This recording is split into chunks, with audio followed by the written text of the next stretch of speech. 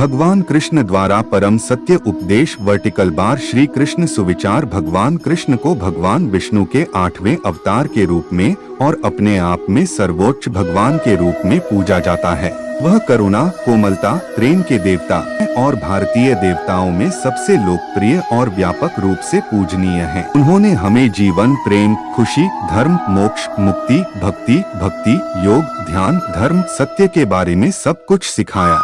आइए जानते हैं श्री कृष्ण के श्री मुख से निकले कुछ अनमोल वचनों को। वह सब कुछ करो जो तुम्हें करना है, लेकिन लालच से नहीं, अहंकार से नहीं, वासना से नहीं, ईर्ष्या से नहीं, बल्कि प्रेम, करुणा, नम्रता और भक्ति के साथ। भगवान श्री कृष्ण इस अनमोल वचन के माध्यम से कार्य करने की नियत का उल्लेख करते हैं। जब किसी भी कार्य करने में अगर लालच होगा, बेईमानी होगी, जलन होगी, तो वो काम न तो सही होगा और न ही उसके परिणाम फलदायी होंगे। इसके अतिरिक्त जिस कार्य को हम पूरे मन से प्रेम पूर्वक करेंगे तो वो न सिर्फ हमारे लिए बल्कि समाज के लिए भी हितप्रद होगा। नरक के 3 द्वार हैं, काम, क्रोध और लोभ। जो व्यक्ति कामी प्रवृत्ति का होता हो, जिसके मन में लोभ होता है और जो अत्यधिक क्रोधी स्वभाव का होता है, उसके लिए नरक के द्वार सदैव खुले होते हैं। अर्थात ऐसे व्यक्ति को तो सिर्फ नरक में ही जगह मिलती है। मैं ही सृष्टि का आदि,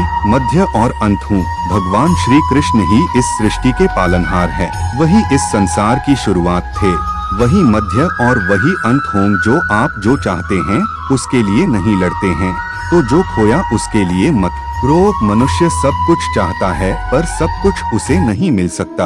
आपको जो नहीं मिला उसके लिए पश्चाताप मत करो, और जो आपसे खो गया, जो आपसे अलग हो गया, उसके लिए निराश भी मत हो। मैं सभी प्राणियों के हृदय में स्थित आत्मा हूँ। मैं सभी प्राणियों का आदि, मध्य और अंत भी हूँ। हर व्यक्ति श्री कृष्ण से जुड़ा है और श्री कृष्ण हर व्यक्ति से जुड़े हैं। वही हमारे आदि, मध्य और अंत है। ठंड या गर्मी, सुख या दर्द का अनुभव करें। ये अनुभव क्षणभंगुर हैं, वे आते हैं और जाते हैं। उन्हें धैर्य पूर्वक सहन करें। समय एक सा नहीं रहता। आज दुख है तो कल सुख भी आएंगे, और सुख के बाद दुख भी आना स्वाभाविक है।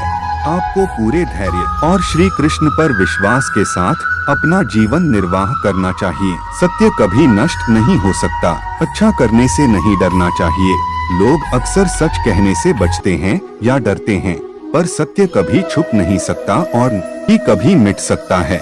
इतना भी छुपा ले पर सच तो उजागर हो ही जाएगा। इसलिए जो बात सच पर आधारित हो उसे करने या कहने और मानने से कभी नहीं डरना चाहिए। इस शरीर का मोह मत करो, यह तो माटी है, माटी में मिल जाएगा। अमर तो आत्मा है जो परमात्मा में मिल जाएगी। लोग अपने शरीर को सुंदर बनाने में लगे रहते हैं, पर आत्मा की सुंदरता शरीर की सुंदरता से कहीं ज्यादा महत्वपूर्ण है। शरीर तो नश्वर है, मिट्टी ही तो है, तो मिट्टी में ही मिल जाता है, पर आत्मा अमर है। इसलिए आत्मा की सुंदरता पर ध्यान दो। आत्मा की सुंदरता अपने को श्री कृष्ण में लीन करने में मिलती है।